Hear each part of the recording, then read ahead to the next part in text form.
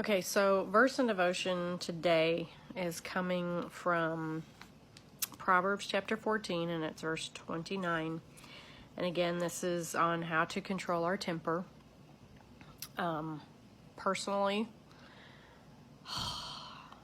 today for me has been one of those days where it's not bad. It's just I'm tired now.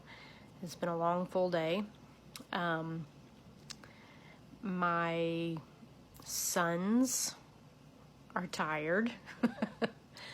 And the mom in me had to come out, and I don't ever like that. But this particular verse says, a patient man has great understanding. When you're patient, you can handle a whole lot more before your temper starts to flare up. But when it comes to my kids or even my husband, and I'm tired and I'm, got 100 other things on my mind, it's easy to feel that temperature rise up where you're like, okay, I'm done with nonsense. I'm done with meanness. I'm done with selfishness. And that's really what it all boils down to. But this says a patient man or woman has great understanding. And when you sit back and you look at the circumstances and you look at both sides of an argument or a problem, and you understand where the people are coming from. In other words, you see both sides. It's a whole lot easier to keep your cool, okay? Then the next part of it says, but a quick-tempered man displays folly. So when you get fired up quickly, bad things happen. And that's what happens. People they're tired, they're worn out, and they act like a fool.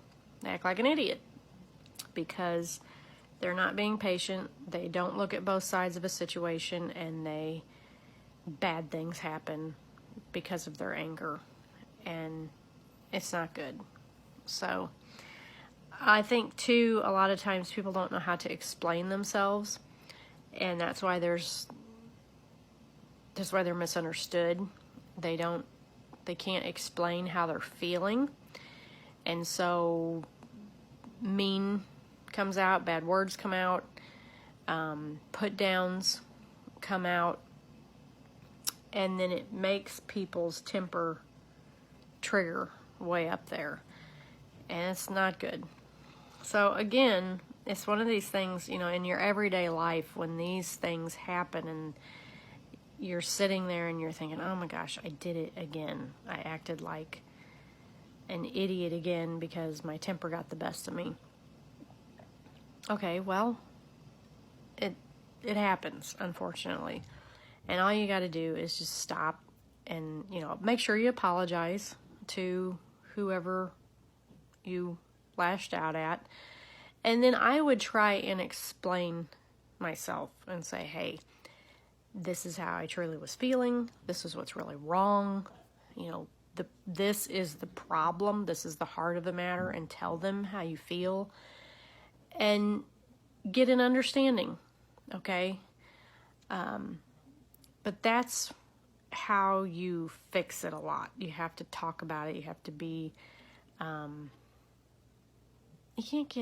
just can't get fired up fast. And if you do, ask for forgiveness for the person that you did it to. Ask God to forgive you. And then ask Him to help you. Say, Lord, I'm sorry. Please just help me. I need help with this.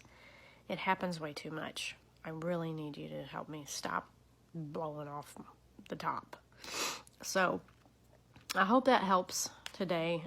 I know for me, I've had to, when I get tired, I get cranky. It's a mom thing. When you get up at the crack of dawn and you go, and your kids have this and they have that, and your husband's doing this and you've got to do that, and Got to get them something to eat. They got to get homework done. It's very easy to have a real short temper.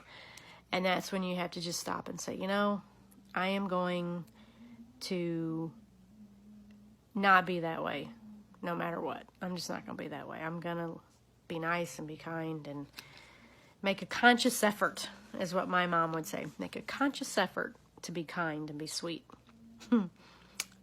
And we were on our way home tonight, and Luke was upset and was trying to talk to him about it, and he was not wanting to smile. And my mom always says, do you have Jesus in your heart? So I said to him, Luke, do you have Jesus in your heart? And he's like, yes. I said, well, then notify your face. And he's like, I said, notify your face. And I said, see, that's here. It's a sacrifice. It's a sacrifice of praise, even when you don't feel like it, to notify your face. And so he looks at me and goes, I said, well, good there. That was a sacrifice. So a lot of times, just even take that moment where you're like, okay, I'm really angry. I'm really mad. But I'm going to take a moment and have a sacrifice and just say, Lord, help me, forgive me, get me through this time.